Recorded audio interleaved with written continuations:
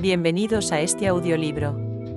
Mi nombre es Agatha Christie y estas historias constituyen la primera aparición de Miss Marple en el mundo de los lectores de relatos policíacos. Miss Marple tiene una ligera semejanza con mi propia abuela, es también una anciana blanca y sonrosada quien, a pesar de haber llevado una vida muy retirada, siempre demostró tener gran conocimiento de la depravación humana. Lo cierto es que ante sus observaciones uno se sentía terriblemente ingenuo y crédulo. Pero, ¿tú te crees eso que te cuentan? No debes hacerlo, yo nunca me creo nada. Yo disfruto escribiendo las historias de Miss Marple. Siento un profundo afecto por mi dulce anciana. Esperaba que fuese un éxito, y lo fue. Después de las 6 primeras historias publicadas me fueron solicitadas otras 6. Miss Marple había venido para quedarse, ha aparecido ya en varios libros y también en una comedia y actualmente rivaliza en popularidad con Hércules Poirot. Recibo muchas cartas.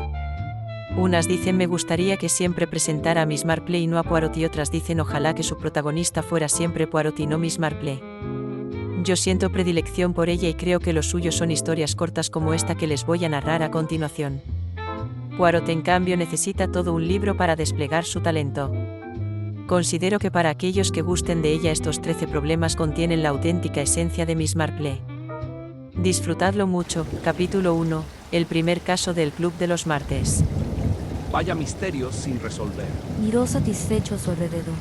La habitación era antigua, con amplias vigas oscuras que cruzaban el techo, y estaba amueblada con muebles de buena calidad muy adecuados a ella. De ahí la mirada aprobadora de Raymond West. Era escritor de profesión y le gustaba que el ambiente fuera evocador. La casa de su tía Jane siempre le había parecido un marco muy adecuado para su personalidad. Miró a través de la habitación hacia donde se encontraba ella, sentada muy tiesa en un gran sillón de orejas. Miss Ma le vestía un traje de brocado negro de cuerpo muy ajustado en la cintura con una pechera blanca de encaje holandés de Mechlin. Llevaba puestos mitones también de encaje negro, y un gorrito de puntilla negra recogía sus sedosos cabellos blancos. Tejía algo blanco y suave, y sus claros ojos, azules amables y benevolentes, contemplaban con placer a su sobrino, y los invitados de su sobrino. Se detuvieron primero en el propio Raymond, tan satisfecho de sí mismo. Luego, en Jocelyn Priere, la artista de espesos cabellos negros y extraños ojos verdosos, y en el señor Henry Clitterin, el gran hombre de mundo. Había otras 2 personas más en la habitación: el doctor Pender, el anciano clérigo de la parroquia, y Mr. Petterick, un abogado, un enjuto hombrecillo, que usaba gafas aunque miraba por encima y no a través de los cristales. Miss Marple le dedicó un momento de atención a cada una de estas personas, y luego volvió a su labor con una dulce sonrisa en los labios. El señor Petterick lanzó la tosecilla seca que precedía siempre sus comentarios. ¿Qué es lo que has dicho, Ramón? ¿Misterios sin resolver? ¿Y a qué viene eso? A nada en concreto. A Raymond le gusta el sonido de esas palabras y decírselas a sí mismo. Raymond West le dirigió una mirada de reproche que le hizo echar la cabeza hacia atrás y soltar una carcajada. Es un embustero, ¿verdad, Miss Marple? Estoy segura de que usted lo sabe. Miss Marple sonrió amablemente, pero no respondió. La vida misma es un misterio sin resolver, Sentenció el clérigo en tono grave. Raymond se incorporó en su silla y arrojó su cigarrillo al fuego con ademán impulsivo. No es eso lo que he querido decir. No hablaba de filosofía. Pensaba solo en hechos meramente prosaicos, cosas que han sucedido y que nadie ha sabido explicar. ¿Sé a qué te refieres, querido? Por ejemplo, Miss Carruthers tuvo una experiencia muy extraña ayer por la mañana. Compró medio kilo de camarones en la tienda de Elliot. Luego fue a un par de tiendas más y cuando llegó a su casa descubrió que no tenía los camarones. Volvió a los 2 establecimientos que había visitado antes, pero los camarones habían desaparecido. A mí eso me parece muy curioso. Una historia bien extraña. Claro que hay toda clase de posibles explicaciones, por ejemplo, cualquiera pudo. Mi querida tía, no me refiero a esa clase de incidentes pueblerinos. Pensaba en crímenes y desapariciones, en esa clase de cosas de las que podría hablarnos largo y tendido el señor Henry si quisiera. Pero yo nunca hablo de mi trabajo. No, nunca hablo de mi trabajo en Scotland Yard. Supongo que hay muchos crímenes y delitos que la policía nunca logra esclarecer. Creo que es un hecho admitido. Me pregunto qué clase de cerebro puede enfrentarse con más éxito a un misterio. Esa es la opinión de los profanos. Si realmente quiere una buena ayuda para psicología e imaginación, acuda al escritor. Joyce dedicó una irónica inclinación de cabeza a Raymond, que permaneció serio. El arte de escribir nos proporciona una visión interior de la naturaleza humana. Tal vez el escritor ve detalles que le pasarían por alto a una persona normal. Ya sé, querido, que tus libros son muy interesantes, pero, ¿tú crees que la gente es en realidad tan poco agradable como tú la pintas? Mi querida tía, quédate con tus ideas y que no permita el cielo que yo las destroce en ningún sentido. Quiero decir que a mí muchas personas no me parecen ni buenas ni malas, sino sencillamente muy tontas. ¿No te parece, Raymond, que das demasiada importancia a la imaginación? La imaginación es algo muy peligroso y los abogados lo sabemos demasiado bien. Ser capaz de examinar las pruebas con imparcialidad y de considerar los hechos solo como factores me parece el único método lógico de llegar a la verdad. Y debo añadir que por experiencias, que es el único que da resultado. Va, apuesta a que podría ganarles a todos en este juego. No solo soy mujer y digan lo que digan las mujeres, poseemos una intuición que les ha sido negada a los hombres, sino además artista. Veo cosas en las que ustedes jamás repararían. Y como artista también he tropezado con toda clase de personas. Conozco la vida como si fuera nuestra querida Miss Marple. No estoy segura, querida. Algunas veces en los pueblos ocurren cosas muy dolorosas y terribles. ¿Puedo hablar? Preguntó el doctor Pender con una sonrisa. No se me oculta que hoy en día está de moda desacreditar al clero, pero nosotros oímos cosas que nos permiten conocer un aspecto del carácter humano, que es un libro cerrado para el mundo exterior. Bien, parece que formamos un bonito grupo representativo. ¿Qué les parece si formásemos un club? ¿Qué día es hoy? Martes. Le llamaremos el Club de los Martes. Nos reuniremos cada semana y cada uno de nosotros por turno deberá exponer un problema o algún misterio que cada uno conozca personalmente y del que, desde luego, sepa la solución. Dejadme ver cuántos somos. 1, 2, 3, 4, 5. En realidad tendríamos que ser 6. Te has olvidado de mí, querida. Dijo Miss Marple con una sonrisa radiante. Joyce quedó ligeramente sorprendida, pero se rehizo enseguida. Sería magnífico, Miss Marple. No pensé que le gustaría participar en esto. Creo que será muy interesante. Especialmente estando presentes tantos caballeros inteligentes. Me temo que yo no soy muy lista, pero haber vivido todos estos años en St. Mary me ha dado cierta visión de la naturaleza humana. Estoy seguro de que su cooperación será muy valiosa. ¿Quién será el primero?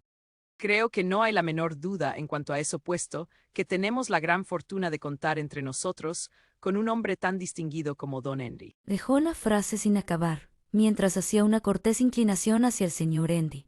El aludido guardó silencio unos instantes y al fin, con un suspiro y cruzando las piernas, comenzó.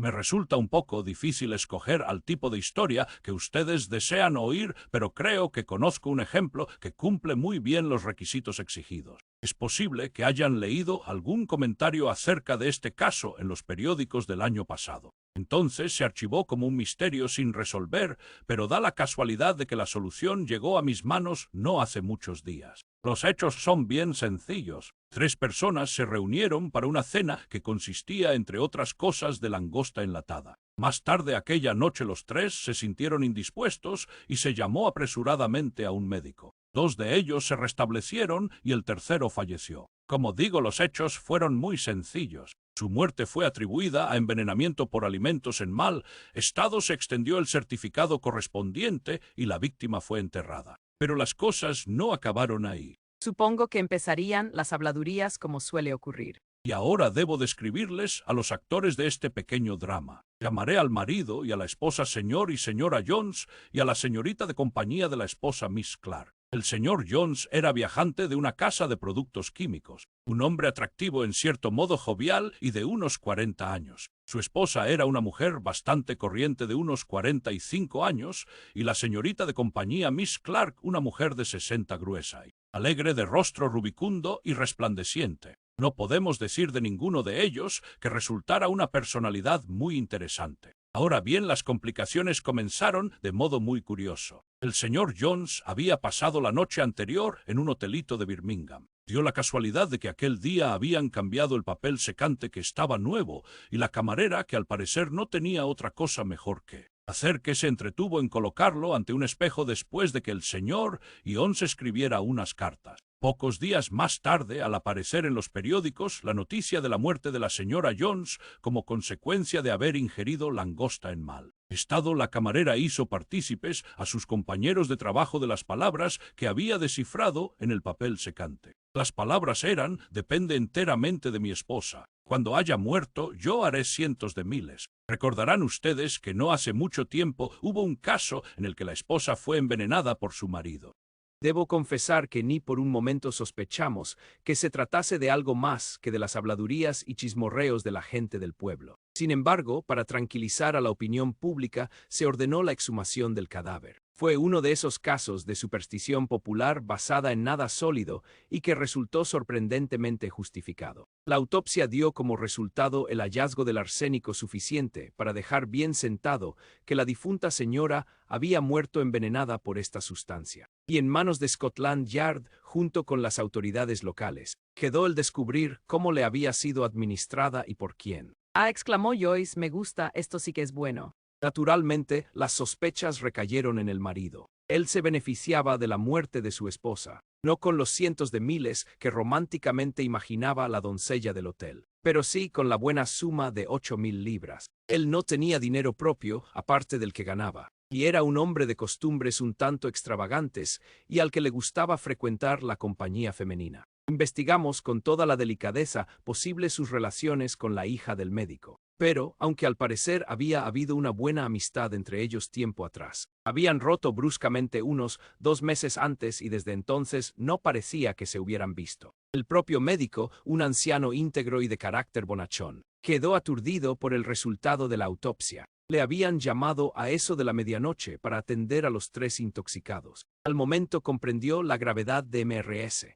Jones y envió a buscar a su dispensario unas píldoras de opio para calmarle el dolor. No obstante, a pesar de sus esfuerzos, la señora falleció, aunque ni por un momento sospechó que se tratara de algo anormal. Estaba convencido de que su muerte fue debida a alguna forma de botulismo. La cena de aquella noche había consistido básicamente en langosta enlatada con ensalada, pastel y pan con queso. Lamentablemente, no quedaron restos de la langosta, se la comieron toda y tiraron la lata. Interrogó a la doncella Gladys Lynch, que estaba llorosa y muy agitada, y que a cada momento se apartaba de la cuestión, pero declaró una y otra vez que la lata no estaba hinchada y que la langosta le había parecido en magníficas condiciones. Estos eran los hechos en los que debíamos basarnos. Si Jones había administrado subrepticiamente arsénico a su esposa, parecía evidente que no pudo hacerlo con los alimentos que tomaron en la cena, puesto que las 3 personas comieron lo mismo. Y también hay otra cosa. El propio Jones había regresado de Birmingham en el preciso momento en que la cena era servida, de modo que no tuvo oportunidad de alterar ninguno de los alimentos de antemano. ¿Y qué me dice de la señorita de compañía de la esposa? La mujer gruesa de rostro alegre.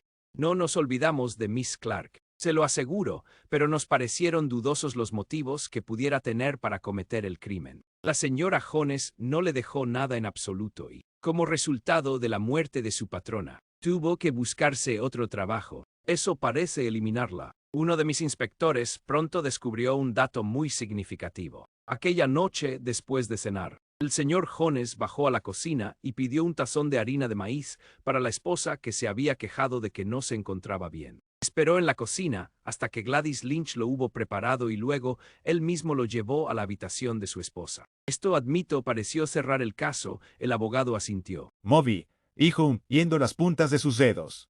Oportunidad, y además como viajante de una casa de productos químicos, fácil acceso al veneno. Y era un hombre de moral un tanto endeble. Raymond West miraba fijamente al señor Henry. Hay algún gazapo en todo esto, dijo el clérigo, porque no lo detuvieron. Esa es la parte desgraciada de este asunto. Hasta aquí todo había ido sobre ruedas, pero ahora llegamos a las dificultades. Jones no fue detenido porque al interrogar a Miss Clark nos dijo que el tazón de harina de maíz no se lo tomó la señora Jones sino ella. Sí, parece ser que acudió a su habitación como tenía por costumbre. La encontró sentada en la cama y a su lado estaba el tazón de harina de maíz. La señora le dijo: No me encuentro nada bien, Millie. Me está bien empleado por comer langosta por la noche. Le he pedido al ver que me trajera un tazón de harina de maíz, pero ahora no me apetece. Miss Clark comentó: Es una lástima, está muy bien hecho sin grumos. Gladys es realmente una buena cocinera. Hoy en día hay muy pocas chicas que sepan preparar una taza de harina de maíz como es debido. Le confieso que a mí me gusta mucho y estoy hambrienta. Debo explicar que Miss Clark, alarmada por su constante aumento de peso, estaba siguiendo lo que vulgarmente se conoce como una dieta. Te conviene, Millie, de veras. Si Dios te ha hecho gruesa es que tienes que serlo. Tómate esa harina de maíz que te sentará de primera.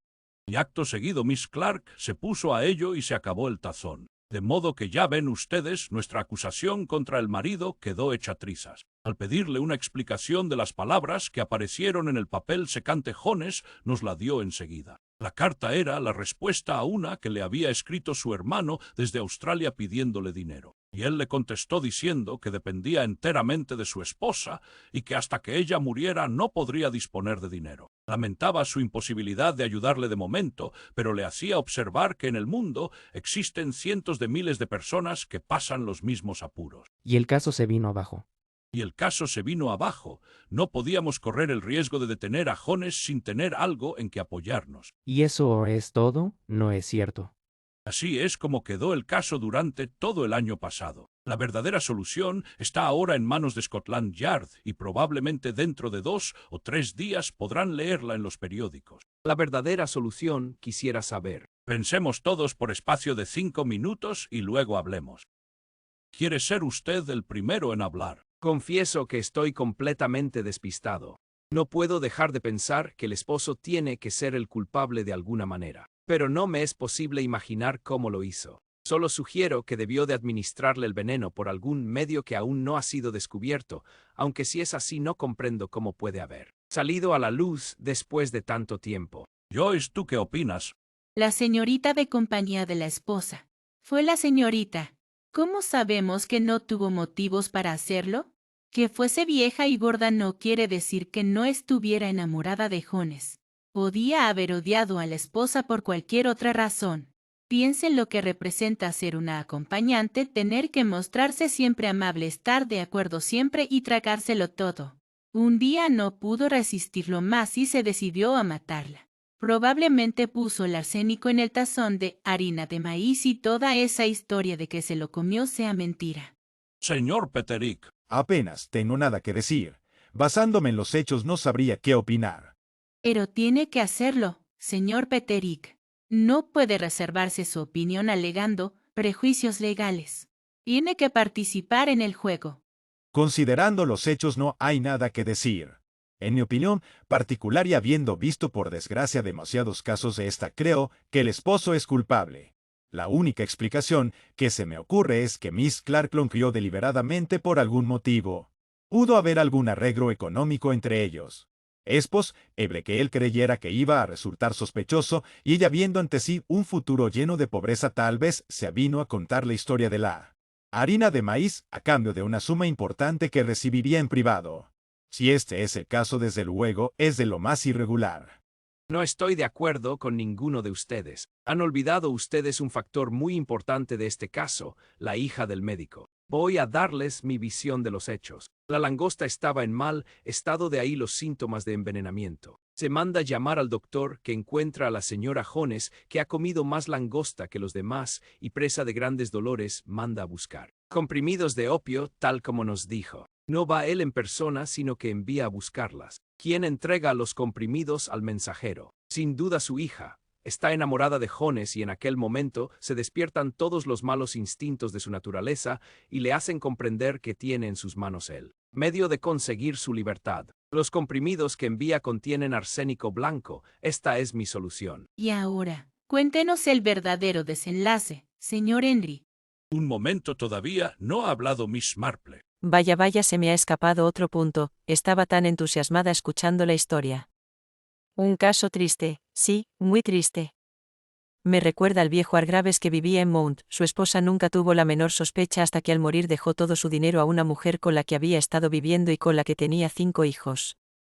En otro tiempo había sido su doncella. Era una chica tan agradable que no tenía que preocuparse de que diera la vuelta a los colchones cada día, siempre lo hacía excepto los viernes, por supuesto, y ahí tienen al viejo Hargraves que le puso una casa a esa mujer en la población vecina y continuó siendo sacristán y pasando la bandeja cada domingo. Mi querida tía Jane, que tiene que ver el desaparecido Hargraves con este caso. Esta historia me lo recordó enseguida. Los hechos son tan parecidos, ¿no es cierto? Supongo que la pobre chica ha confesado ya y por eso sabe usted la solución, señor Henry. ¿Qué chica, mi querida tía, de qué estás hablando? De esa pobre chica Gladys Lynch, por supuesto. La que se puso tan nerviosa cuando habló con el doctor y bien podía estarlo la pobrecilla. Espero que ahorquen al malvado Jones por haber convertido en una asesina a esa pobre muchacha. Supongo que a ella también la ahorcarán. Creo, Miss Marple, que está usted equivocada. ¿Estoy en lo cierto o no? Yo lo veo muy claro. Los cientos de miles y el pastel, no puede pasarse por alto. ¿Qué es eso del pastel y de los cientos de miles? Las cocineras casi siempre ponen cientos de miles en los pasteles, querido, son esos azucarillos rosas y blancos. Desde luego, cuando oí que habían tomado pastel para cenar y que el marido se había referido en una carta a cientos de miles, relacioné ambas cosas. Allí es donde estaba el arsénico en los cientos de miles. Se lo entregó a la muchacha y le dijo que lo pusiera en el pastel. Pero eso es imposible. ¿Todos lo tomaron? Oh, no, no. Recuerde que la compañera de la señora Jones estaba haciendo régimen para adelgazar, nunca se come pastel, si una está a dieta, y supongo que Jones se limitaría a separar los cientos de miles de su ración poniéndolos a un lado en el plato. Fue una idea inteligente, aunque muy malvada. Es curioso, pero da la casualidad de que Miss Marple ha dado con la solución. Jones había metido a Gladys Lynch en un serio problema, tal como se dice vulgarmente, y ella estaba desesperada. Él deseaba librarse de su esposa y prometió a Gladys casarse con ella cuando su mujer muriese. Él consiguió los cientos de miles y se los entregó a ella con instrucciones para su uso. Gladys Lynch falleció hace una semana. Su hijo murió al nacer y Jones la había abandonado por otra mujer. Cuando agonizaba, confesó la verdad. Bueno, tía Jane, esta vez has ganado. No entiendo cómo has adivinado la verdad. Nunca hubiera pensado que la doncella tuviera nada que ver con el caso. No, querido, pero tú no sabes de la vida tanto como yo. Un hombre como Jones, rudo y jovial. Tan pronto como supe que había una chica bonita en la casa me convencí de que no la dejaría en paz. Todo esto son cosas muy penosas y no demasiado agradables de comentar. No puedes imaginarte el golpe que fue para la señora Hargraves y la sorpresa que causó en el pueblo. Fin del primer caso del Club de los Martes. Continuará. Las imágenes de este audiolibro han sido generadas por IA.